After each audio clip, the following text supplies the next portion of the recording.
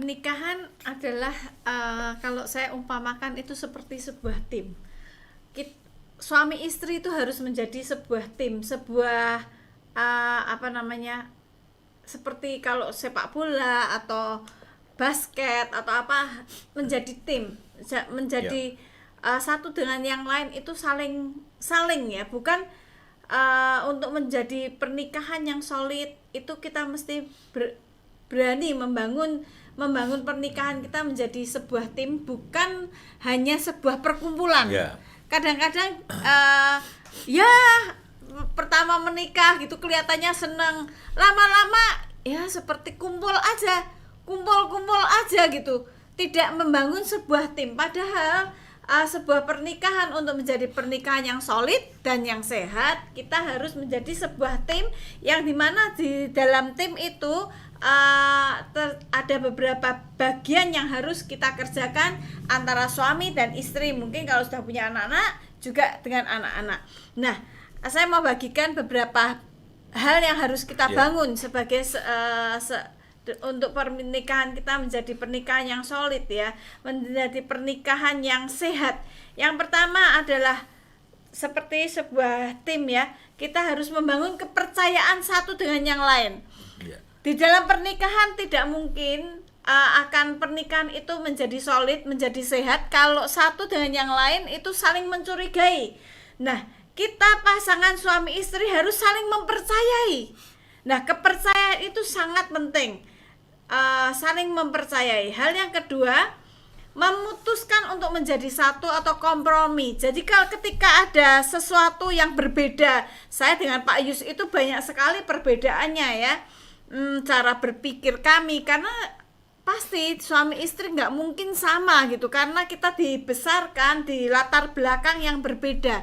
Tetapi di dalam, kalau kita mau rumah tangga kita, pernikahan kita menjadi pernikahan yang solid, pernikahan yang sehat, kita mesti belajar menjadi memutuskan sesuatu itu satu gitu. Ada kompromi-kompromi yang mesti kita berani lakukan. Jadi misalnya beliau sudah memutuskan apa, sebetulnya dalam hati saya tidak setuju. Nah, saya belajar oh ya udah, keputusan Bapak itu kan Bapak sebagai imam. Nah, saya sebagai istri harus menundukkan diri kepada keputusan beliau. Kalau kita sudah memutuskan untuk memutuskan ya kompromi ya dengan keputusan beliau, kompromi bukan berarti hal yang buruk ya. Kompromi di sini saya berbicara kompromi menundukkan diri dengan keputusan dari pasangan kita. Itu jangan terus dijegal. Oh, aku sih berpikirnya gini, tapi dia pasanganku memutuskan ini, supaya keputusannya jadi salah, kita yang menjegal. Nah, itu disabotase. Nah, sepak bola atau basket pasti antar pemain itu punya keunggulan masing-masing, ada pemikiran masing-masing. Harusnya gini, masing-masing punya ini. Nah, tapi ada satu komando yang memutuskan. Lah, ketika komando sudah memutuskan, yang tidak setuju nggak boleh menjegal. Kalau menjegal jatuh semuanya, kalah semuanya. Demikian juga dengan pernikahan kita. Kalau kita saling menjegal, pasti pernikahan kita tidak akan menjadi sehat, tidak akan menjadi solid ya. Jadi kita harus berani memutuskan dengan sebuah kompromi ya, dengan kompromi yang baik ya, untuk menjadi sebuah pernikahan yang baik ya, yang sehat. Kemudian yang ketiga adalah untuk menjadi sebuah tim, kita harus berani mendengarkan. Nah, seringkali kita itu tidak berani mendengarkan, tapi berani berbicara. Lebih banyak ngomong daripada memberikan telinga. Saya sendiri juga kadang-kadang untuk memberikan telinga bosen ya toh. Alah, ngomong terus, ngomongnya apalagi kalau diulang-ulang, bosen gitu. Tapi padahal maksudnya supaya jelas ya. Itu yang sering kamu lakukan. Beliau supaya ini jelas. Kalau ngomong diulang-ulang supaya apa? Supaya jelas dan mandes. Nah, itu saya bosan sebetulnya. Tapi saya harus memutuskan untuk berani mendengar gitu. Kalau saya pengen ngomong, saya mau, "Mbok wis to, Pak. Wingi kan wis diomong," gitu ya. Tapi barangkali lupa. Biarkan pasangan kita memberikan menyuarakan hatinya, menyuarakan pendapatnya, menyuarakan idenya, dan kita belajar mendengarkan. Itulah pasangan untuk menjadi keluarga, tim yang sehat, yang solid ya. Kalau kita tidak berani mendengarkan, pastikan tidak akan terjadi sesuatu yang sehat ya. Satu ngomong sih balas ngomong, malah jadinya ribut ya toh. Hal yang keempat, ada pembagian tugas yang jelas gitu. Tetapkan tanggung jawab berdasarkan kepribadian dan keterampilan gitu.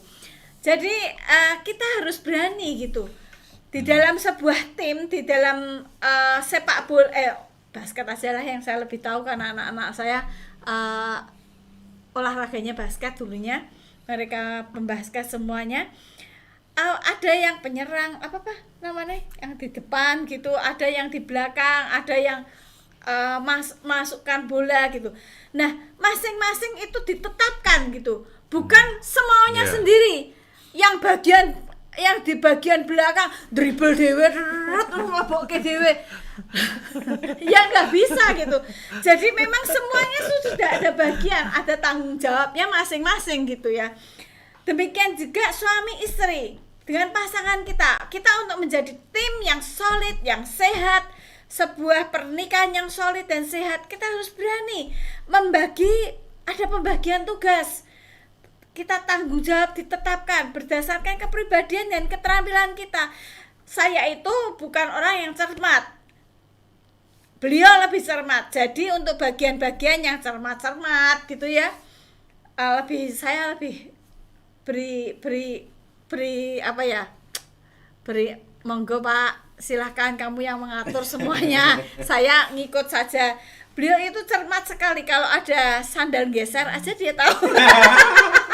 Apalagi sandal hilang. Jadi ada hal-hal yang cermat saya menyerahkan kepada Pak Yus ya. Jadi sebagai pasangan kita mesti berani menetapkan mana yang tanggung jawab berdasarkan kepribadian kita masing-masing dan keterampilan. Ya, itu saja yang mau saya bagikan. Jadi ada 4 hal ya, yang 4 sebetulnya ada beberapa tapi 4 saja. Kita harus membangun kepercayaan, kemudian yang kedua memutuskan untuk menjadi satu ya, atau kompromi dalam setiap keputusan yang ada, berani mendengarkan, dan yang keempat itu yang penting ya, pembagian tugas berdasarkan tanggung jawab dan keterampilan yang ada.